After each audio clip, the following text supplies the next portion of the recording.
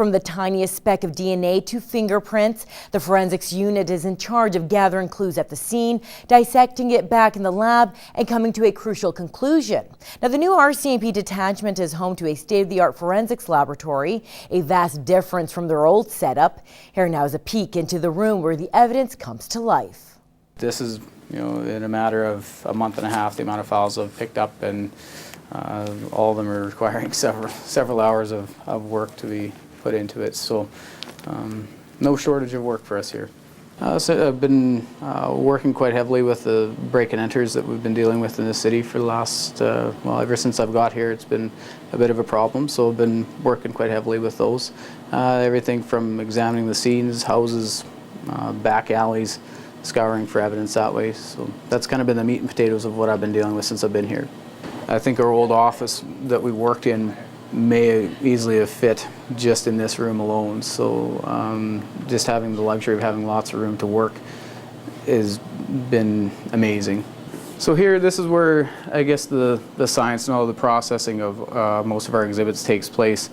We have a cyanoacrylate, or as you've seen maybe on CSI, the super glue portion of our exhibits that we process. In the far way there, we also have two state-of-the-art DNA drying cabinets. So if we have the need to maybe say keep victims' clothing away from suspects' clothing, we can easily do so there and properly dry them until they can be processed further.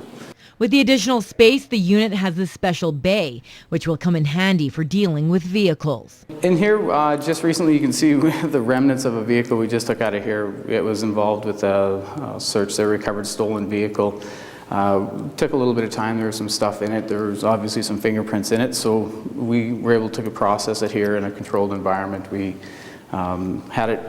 we could take our time with it rather than try and do it outside when it's cold, when it's pretty tough to examine something when it's minus 30 out. So in the old facility, what would you guys have done then? We'd utilize one of our local towing companies. They'd have secure bay, and so we'd be working in their environment. And obviously this is, if we have the ability to do it here, we control the environment. We move on to the one piece in the room that you just can't miss. That's the forensics table. You would think something as simple as a table wouldn't be important, but the constable explains just why it's a major piece. I quite enjoy having a table this size. We recently had a file where there was lots of tape that I had to examine. The tape is nice and sticky. I had this whole table full of duct tape and packing tape and plastic bags, so which we'd never been able to have done it that way in the old attachment. We just didn't have the space for it here, so this new lab is making our job so much easier. No police investigation is complete without the gathering of evidence. A big component are fingerprints. Now, we've all seen TV shows and movies where they scour the scene for prints, analyze it, and find their suspect. While it may take a few more steps than what we see in Hollywood, our RCMP now have a more efficient way of coming to its scientific conclusion thanks to newer technology. Constable Alan Demetrician shows us how they would go about lifting prints off of a piece of evidence. Some manual labor is needed before the machine goes to work. Hot water is filled in 2 beakers as well as a tiny container. Now the other container is then filled with a few drops of super glue. Both of those sit on top of a hot plate. You put it on a hot plate and the vapors start to rise up and they attach themselves to the fingerprint that's on there. If you think of if you've accidentally super glued your fingers together, that kind of same concept is happening where it's attaching to the skin cells there. And just by having the right humidity, right temperature, and heating the super glue vapors, you'll start to see it. So it's kind of neat to see it happen.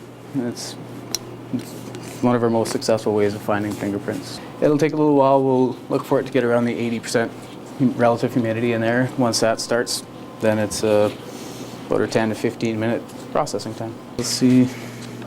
So we'll go and you can see that there definitely are some fingerprints on it that you can see that weren't visible before.